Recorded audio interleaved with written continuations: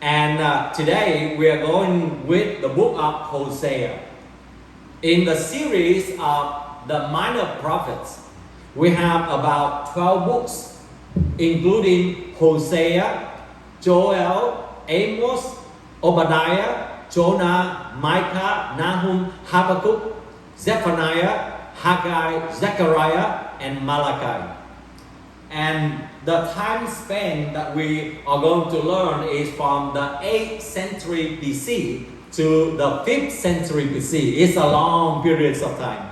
And we hope that we can also not only study about the Bible and the lesson that we learn, but at the same time we are also going to see some of the historical events that took place during this time of the 12 books of the 12 prophets. Even though we call them as the minor prophets, but it doesn't mean that they are small. It's just because that their writing is shorter than other prophets. And that's why we put them together and we call as the minor prophets, because their writing is a lot shorter than other book of prophecy or the prophetic books. And we are going to see that during this century, from the 8th century to the 5th century, we are going to see the Israel and the Judah, they face a lot of idolatry, injustice, political decline, and even exiles. And eventually, the promise of God for their restoration.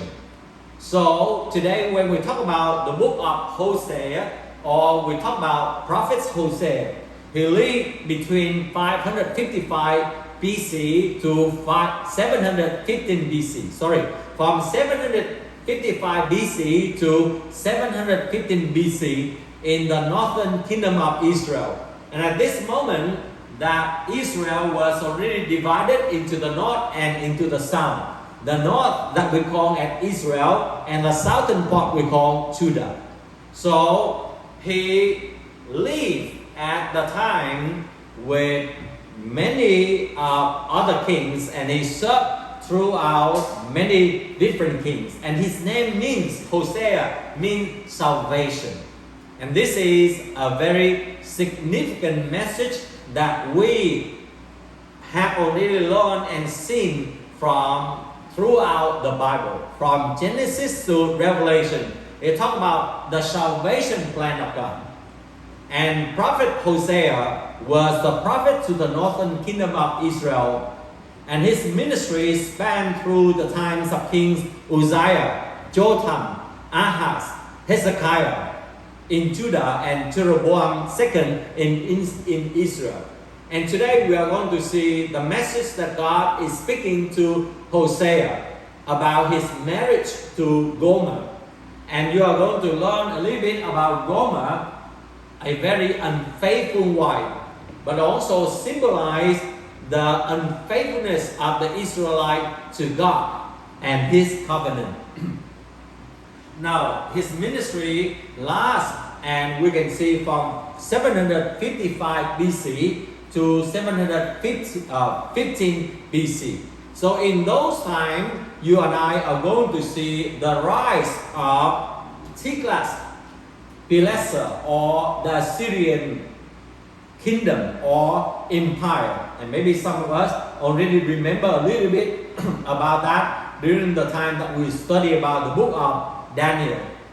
We also see about the fall of Samaria. And at the same time, that was also the fall of Israel, leading to their exile. And then he ended his ministry around 715 BC. Today, I would like to share together with you about the topic, unfaithful spouse. In our world today, many of us have seen, witnessed, or even we ourselves many times experience the betrayals. We experience the infidelity. We experience the unfaithfulness of our spouse. Is that a very happy incident that happened in our life? For sure, it is not. Maybe some of us will say that I'm happy to break away with Mr. A and Mr. B. But within, deep in our soul, there would be still a lot of regrets or resentment or upset or battle that continue to last for the rest of our life. So today, let us learn from this unfaithful spouse topic and see how God wants to speak to every one of us in our unfaithfulness to God. It is a great comparison. It's also a very powerful metaphor, and it's also a very easy way for you and I to remember about our relationship with God, our attitude with God, our faithfulness with God, or our betrayal to God. Hosea chapter 1 verse 1. The word of the Lord that came to Hosea, son of Beeri, during the reigns of Uzziah, Jotham, Ahaz, Hezekiah, kings of Judah, and during the reign of Jeroboam, son of Jehoash, king of Israel. When the Lord began to speak through Hosea, the Lord said to him, "Go, marry a promiscuous woman and have children with her. For like an adulterous wife, this land is guilty of unfaithfulness to the Lord." You see that immediately God spoke about this comparison. It talks about the guilt of the Israelite, or maybe our guilt today, concerning our unfaithfulness to the Lord. So he married Gomer, daughter of Blvd, and she conceived and bore him a son. Then the Lord said to Hosea, "Call him Jezreel, because I will soon punish the house of Jehu for the massacre of Jezreel, and I will put an end to the kingdom of Israel. In that day, I will break Israel bow in the valley of Jezreel." Gomer conceived again and gave birth to a daughter. Then the Lord said to Hosea, "Call her Lo-Ruhamah, which means not love. For I will no longer show love to Israel, that I should at all forgive them.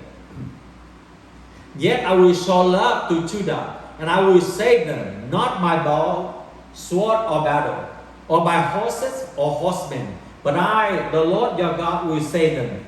After she had weaned Lo-Ruhamah, Gomer had another son. Then the Lord said, "Call him Lo-Ami, which means not my people, for you are not my people, and I am not your God."